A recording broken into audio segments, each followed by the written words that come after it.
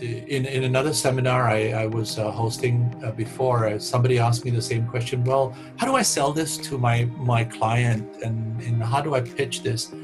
And I said to them that, you know, one of the things I learned from the research that I did in the book, that financial capital is only one of the reasons that people do this.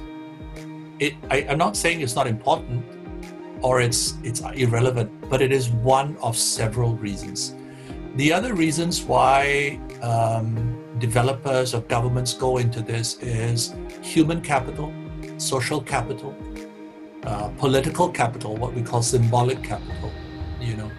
And there's a famous project in Singapore called the Bishan Ang Mo Kio Park, which used to be this concretized canal that ran through a residential area, and the agency in charge of the parks decided to naturalize it. So what they did is that they got rid of all the concrete and they turned it into a meandering stream with hydrological buffers and spillways and so on. And they brought new kinds of vegetation into this, which was conducive to biodiversity coming back into this. So this park in the middle of 5.5 million people, you know, right in the heart of the city, suddenly became a breeding ground for otters. You know what otters are? Those very cute little animals. And I tell you, there are otter websites in Singapore, otter watching Facebook pages where people are fascinated by these creatures because they're so adorable. You know, and then all kinds of other animals and birds started to come back. The figures for the number of people that would visit this park catapulted. I think it increased threefold or something like that. Yeah.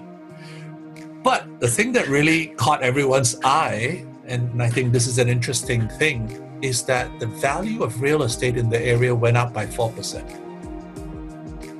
Now you do the math on that. You do the math on every apartment surrounding the park increasing by 4%. What I guarantee you that the cost of the park was paid back many, many times over, just in terms of the appreciation of capital. So I do think that we have to present the argument holistically. I think we cheat ourselves in the conversation when we kind of buy into the logic that it's all about money.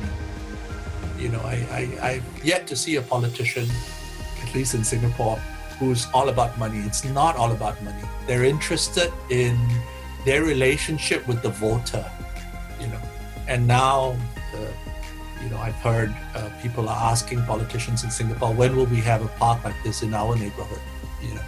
So I do think there are other kinds of capitals that drive development. It's not just dollars and cents. And there's a lot of research that is being done in this, and I think as we move forward, it will be interesting to see what additional data emerges. But there are people that are looking at the convertibility of capitals, meaning what's the exchange rate between capitals? If I increase natural capital, what does that mean in terms of financial or economic capital?